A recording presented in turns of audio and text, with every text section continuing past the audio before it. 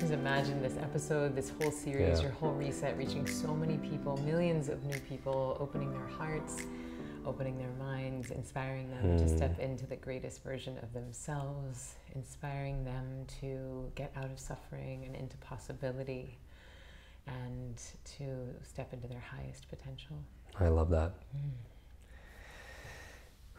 And with that, welcome back to this reset marathon. So good to be here with you. Thank you, Emily. I'm so grateful. I love you so much. Yeah, Thank you for having me. Likewise. I was telling you before we started to get on camera that your podcast episode was so highly downloaded and shared, and I would encourage everyone to actually share this as we're broadcasting live with you in our private Facebook group. If you're watching it on Zoom also as well, keep the chats going, keep all the comments going. This is for tremendous. This is a day that we've been spending with my mentors and my coaches, and you've been my longtime meditation coach, and really one of the reasons why I could perform the way I do. And you reach the audience that we do, and with the kind of schedules that we keep, which is amazing. I'm thinking about when I meditate using your process, Ziva, it's like it's like the ultimate reset. Yes. Right? Yes. And when everyone who's watching, they want to reset their brain or their mind, their business, this year, maybe a little bit also as well. Reset on 2020. Exactly. And so, I find that when I go in and I spend 20 minutes and I go through this process, and I do it twice a day, and I have since I was trained by you. It's like, it's a new game. It's completely a new game. So thank you for that. It's truly my pleasure, and thank you for committing. Yeah. So many people, it's like, well, they start and they stop, or they make excuses, and you have been so disciplined, and it's such an honor to see everything. I mean, you're already successful, but to see everything just take off, awesome. It's a big part, even when I was writing the book, to be able to take that time and come back completely recharged. And I hope everybody has a practice like that for themselves. And so let's get into it. Okay. So, people right now, some people would describe this year as being challenging, to say the least, in different areas. And, when you need to sometimes get things to work, you got to unplug it, and you got to reboot it, and Control-Alt-Delete. Exactly. And so what would your advice be, as we're talking about this, for people who are watching and maybe they're going through some stuff and they want to do this reset? Yeah. Well, to me, I mean, I know I'm biased, but to me, meditation is, like you just said, the ultimate reset, because I can have a million things going on. I have a 2-year-old son. I'm running a company. We're all in the middle of this pandemic. I'm going through a huge life transition. I have a sick family member. So there's no shortage of things to be stressed about. There's no shortage of tabs open in our brains. And there's always a reason to not meditate, right? You can always find, well, I've got 8 more emails to answer. I've got, 6 more grocery things to do. There's always a reason to not meditate. And yet, if you do it, if you take that time to reset, to invest in yourself and invest that time, you end up getting a return on that investment. You end up having more time in your day. You end up feeling better. Your sleep is more productive. You feel fresher, and like you've actually gone in and closed all those tabs on your brain. So it quite literally, it's not just a mental reset. It actually over time ends up being a physiological reset. How do you mean? Because the meditation in the beginning will create neurochemistry. So it'll get rid of the stress chemistry, which is adrenaline and cortisol, stress hormones, but it'll start to produce dopamine and serotonin, which are bliss hormones. So you start to feel better in the meditation, which is nice. But if the point was just to feel good during the session, you could do any number of drugs, right? But the cool thing with meditation is that bliss chemistry starts to stay with you throughout the rest of your day. So you feel better in your life, not just in the meditation. But here's the really cool part. Yes, meditation is going to be a reset for your day, but over time, as you keep a daily practice, it can become a reset for your whole life and even your whole body. Because over time, it changes the physiology of your brain and your body. You can increase the size of your hippocampus by up to 17% with meditation. Wow. You strengthen something called the corpus callosum, which I'm sure your folks know about. It's the bridge between the right and left hemispheres of the brain.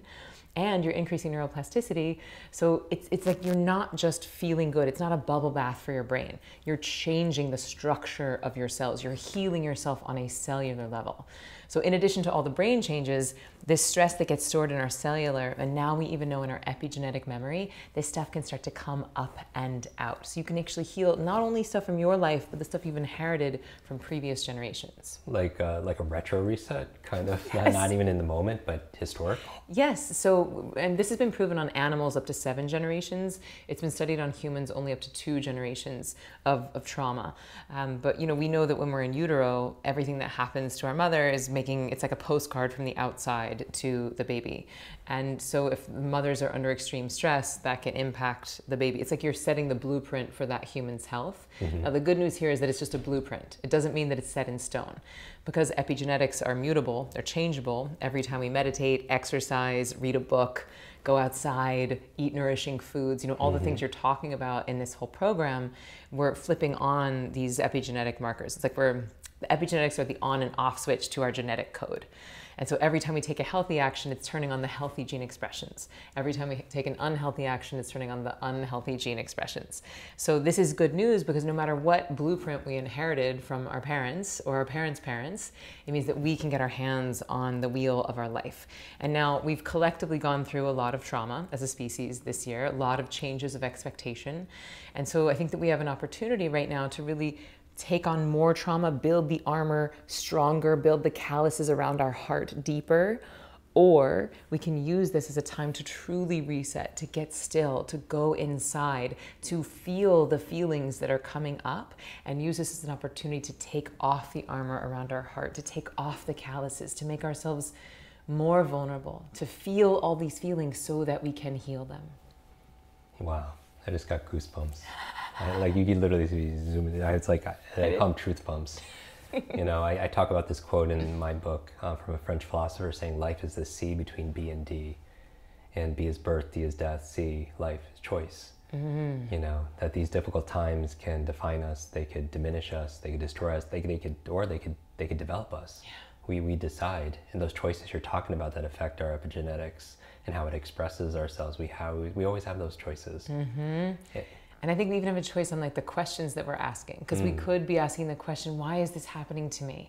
Why is my industry going away? Why did I get fired from my job? Why is this pandemic happening to me? We can personalize this thing that's happening globally, getting in victim mode. And then it's very hard to get out of that fight or flight. Why is this happening to me?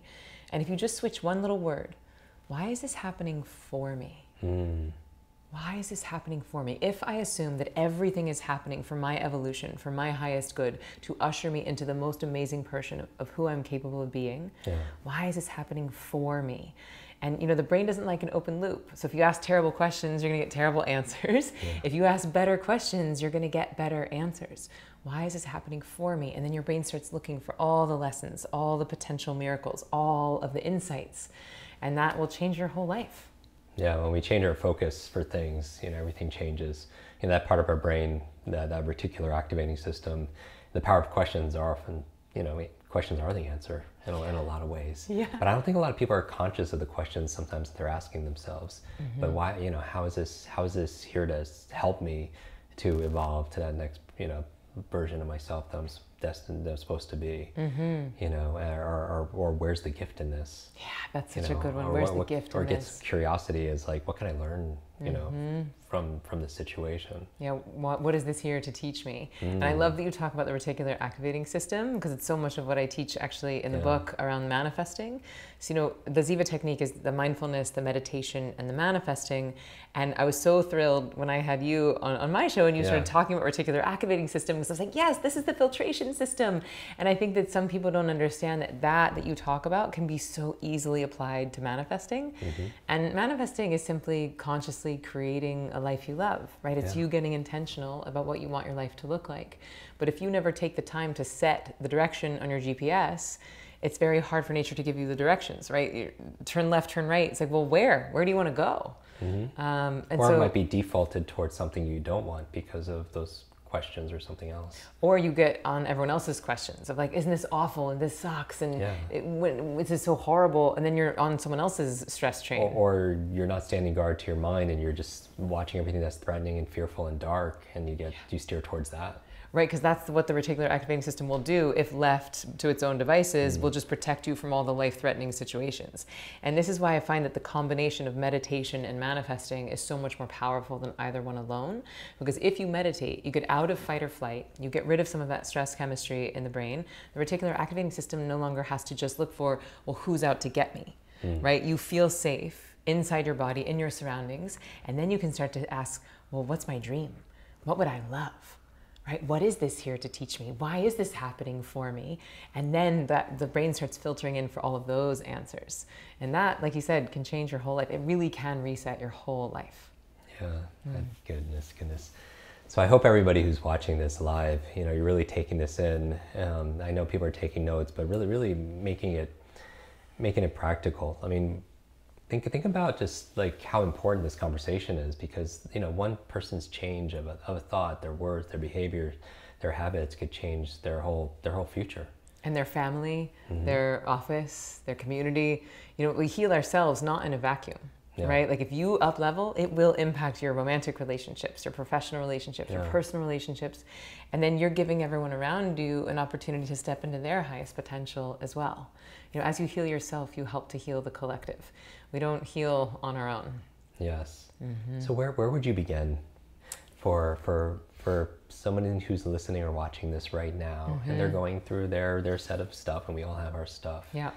Where would be a small, simple step that you would advise them? Okay, so I would say, I'm biased, but I think really the best thing to do is to start a meditation practice, like learn a technique like you did, like you and I did 4 days together. Right. It was 2 hours a day for 4 days. I have an online course it's 15 minutes a day for 15 days. So I'm biased. I say, know that meditation is a skill, that it does take training, that there are different techniques that will do different things for your body. But it's a time commitment. It's an investment to start a course, but something that people could do. And for me, it's interesting because people comment when I mention I don't miss a day and I do it twice a day. It really, I don't feel like for me it's willpower. It's because I'm getting such great benefit from it, and I'm aware that I'm getting benefit from it. And I can't imagine, like I'd be doing myself a disservice if I didn't do it, because life is just harder. Yes. And it takes more time, and I'm not as efficient or productive, and I don't feel peace, and so I feel like it's, even for people who are quote unquote lazy, it's if you don't have 20 minutes, you really need to be doing this more. Right. Yes. Thank you so much for saying that, because people understand how busy you are. You're so prolific in your creation and how much that you share with all of us. And so people know that you have a very full life. And so for you to say, well, if I don't meditate, I don't feel as good. I'm not as productive. I'm at a disadvantage, I feel like. Yes, not meditating puts you at a disadvantage. When people start to understand that one piece, we'll take meditation out of the like bubble bath for your brain category, right? It's not a luxury. We really have to start to see that this is the most important piece of mental hygiene that we need to be practicing every day. And it makes everything better. Yeah. Right? Like you get so much, everything is more fun when you do it. So that's that. But that's it's a 15-day process, but I'd love to give folks some like easy, fun things they can do to really feel better in the now and really reset their day. So the first one is it might seem a little unexpected for a meditation teacher, but it's a 1-minute rant. So I recommend you set a timer on your phone and just 1 minute, and then press start and just let it rip. Just all the stuff you've been holding inside. I hate this, and this sucks, and this person is the worst, and why did this happen to me? And Emily told me to say, why did it happen for me? But this is happening to me. And just be like as melodramatic and as nasty as you want to be. Just let it rip. Just cathart it all out. I love that word, cathart. I think I made it up. Okay. Because it kind of sounds like fart. But it's like cathart, cathart. And then ding.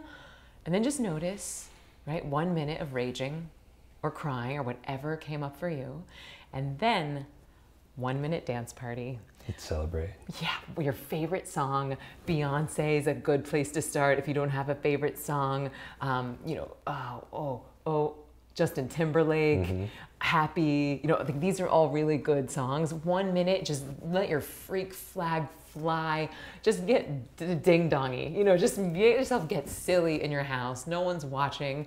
And then see how you feel after 2 minutes of your day. 1 minute rant, 1 minute dance party, and then that would be a really great way to set yourself up for your Ziva meditation practice. Yeah, I imagine do that. Feeling good. Would people do that each day? Or I say yes. Why not? Yeah. Or you could do it as a morning practice, but you could also do it as like, I'm freaking out. I want to yell at my kids. I want to yell at my husband. I'm feeling testy with my coworkers. Right. Let me take 2 minutes. Turn off your Zoom screen. Yeah. Mute your microphone. 2 minutes. No one's going to even know you're gone from the Zoom call. And then come back and see how you feel. And no one's listening to you do this. You're just doing it. I mean, hopefully it should be as private as possible. Yeah, okay. As private as possible. I once tried to do it when my live streaming to 4,000 people, and I didn't mute myself, and I was just doing my rant out loud. First of all, everyone was very distracted. They were like, I couldn't do mine because I was listening to yours. And also, now we know your business, lady. So I would recommend private. I love this. This is an incredible reset, not just for your mind and your emotions, but just, it sounds like also just for your spirit. Yes. You know, people feel heavy, like they're carrying a lot of weight in their mind. Yeah. And sometimes that weight is not for all of us, you know, to carry. And sometimes it's not even ours. Like sometimes we might be feeling good, but we might be responding to the collective stress that's happening. And so sometimes we just need to release other people's stuff. Oftentimes when I'm meditating, I've been meditating now every day, twice a day for 12 years. Wow. And I feel pretty good most days, but sometimes I see my meditation not even as something selfish for me, but as an act of service, that I'm just helping to launder the collective consciousness. Yeah. And so if you're like, oh, I'm good, meditate anyway, right? There's plenty of stress out there that we can help to eradicate. And you were saying also with our social networks, the people that we're spending time with, they notice the difference also. Yes. You know, your kids feel a difference, your friends feel a difference, your family, the people you're spending time with, and giving them that permission also. Yeah, and kids especially. So I've been working for the past 2 years on something that I'm really excited about. I hope it's gonna be the best kids meditation training on the planet. Okay. And it's called Ziva Kids, but it's the thing I really want parents to know is that if they are stressed, their kids will feel that. There was a study out of Yale that had kids that were dealing with trauma, and they actually didn't even treat the kids. They only treated the parents. The parents went to therapy, and the children's stress level decreased precipitously. And they didn't even treat the child. They only treated the parent. So, you know, sometimes we think that we could be stressed in a vacuum, that, oh, well, I'll just be the martyr, or I'll just suffer alone. But there's no way that your stress is not negatively impacting the people around you. And so it might feel selfish to take a few minutes to yourself to do this rant and this dance party, or to take, 15, 20 minutes and do the whole Ziva meditation practice. It is the least selfish thing that you could do, because again, as you heal yourself, you heal the collective, but also your kids want you happy. Your partner wants you happy. Your coworkers want you smart. Nobody wants you suffering in silence, right? Because they can feel it. It costs them something. And if you think about it, we actually do a quick exercise right now. Just think about the person in your life who stresses you out the most. You don't have to say it out loud. It can be private. But my guess is that what all of our people have in common is that they're in some way not self-sufficient, right? They're a day late, $1 short. They're always sick or angry or not present or always stressed. Right? And if you think about your favorite person, it doesn't have to be your love of your life, but like if you're going to throw a dinner party, who's the first person you would invite? I mean, besides me. Yeah, definitely on the list. So the person who just makes you feel amazing, that's so present, that always comes with something to contribute, that always has time to listen. And so what these people have in common is that they are self-sufficient. They know how to handle their own stress. They know how to tap in to their own intuition and and they have something to give. They're generous of their time and spirit. And it's very hard to do that if you're chronically stressed. So it's like we clean our own house first. It's like we wipe the stress off of our lens of perception, and everything in our life changes. I don't even know what to say after that. That's amazing, because I feel like that there is that version of ourself that's sometimes it's buried under other people's expectations, their burdens, their opinions, their all of that, and sometimes we just have to show up for ourselves each day until we get to meet that better version of ourselves. Till we're introduced. Yes. And so everyone here, they're chatting here and they're commenting. Is there a question you have for everybody who's watching? A question I have for everyone? Yeah, like whether... Yes, I do have a question. So it's really simple and very, very powerful, but it's actually what I teach in the book and in Ziva Online when we get to the manifesting portion after you're meditating. So just imagine going to the most centered, deepest place of you, the happiest place of you, the most grounded place inside of you right now, and ask the question, what would I love right now? What would I love right now? And the beautiful thing about this question is when you say, what would I love? It puts you into spirit. It puts you into possibility. What would I love right now? Puts you into present moment awareness. Not what do I want? Not what do I need? Not what do I think I should have, which is all expectation, lack. Separation. What would I love? Possibility, spirit. What would I love now? And the beautiful thing is that's going to be different for everyone. Someone's going to love to have a house or a partner. Someone's going to love to spend time with their kids. Someone would love to forgive their ex-husband or ex-wife. And so it's unique to all of us. So there's no competition, right? So we can really tap in, we can really get honest. And I think that bravely sharing it in the comments, it's like you're already bringing that thing into fruition. You're bringing it into the manifest, and we can all help energetically support you if you're brave enough to listen and to share it. And I think that's a big part of a reset. You know, not only having resources to reboot, but also having a compelling, you know, vision for what is, you know, what you love, you know, you can create, manifest. Yeah, there's a quote that everything has been created twice. First in thought and second in reality. So anything you see, a chair, a house, a company, a book, you had to think the words in your book before you wrote them. You have to conceptualize the book before it becomes manifest. And that's what we're doing right now. What would I love right now? And then they're walking, you know, creators, you know, of this. Like they're here because they're on a path. They're not watching this by accident. Yeah. It's not a coincidence that you're watching this right now. Yeah, that's right. Not at all. Emily, amazing as always. How can people find out more? So the best place to go is zivameditation.com, which is Z-I-V-A, which is a Sanskrit word that means bliss. So zivameditation.com, and you can find everything there. The book is there. We have that beautiful online training, and the kids course is coming soon, which I'm so excited about. We've developed a whole puppet with the folks from Sesame Street, and we've been working with child psychologists from Harvard, and I just know how much intensity kids are dealing with right now, and I'm so excited to get this into their hands. Yeah, congratulations on that, and thank you for doing that also. Highly recommend it all. And so everyone stay tuned because we will be back. And thanks again, Emily. My pleasure. Bye, friends. Hi, Kwik Brain, it's your brain coach. I want to thank you so much for watching this video. 3 things to do. Number 1, make sure you share this, because when you teach something, you get to learn it twice. Update your learning so you can update other people's learning as well. Number 2, make sure you subscribe to this channel so you don't miss a thing, because if you miss a video, you miss a lot. And finally, make sure you hit that bell so you're notified and you find out when we put out the latest and the greatest. One extra thing, if you want really close attention, then text me. Here is my phone number, 310-299-9362. Did you remember that number? 310-299-9362. Shoot me a text and we'll stay in touch. Ask me your burning question. And I wish your days be full of lots of life, lots of love, lots of laughter, and always lots of learning. I'll see you in our next video.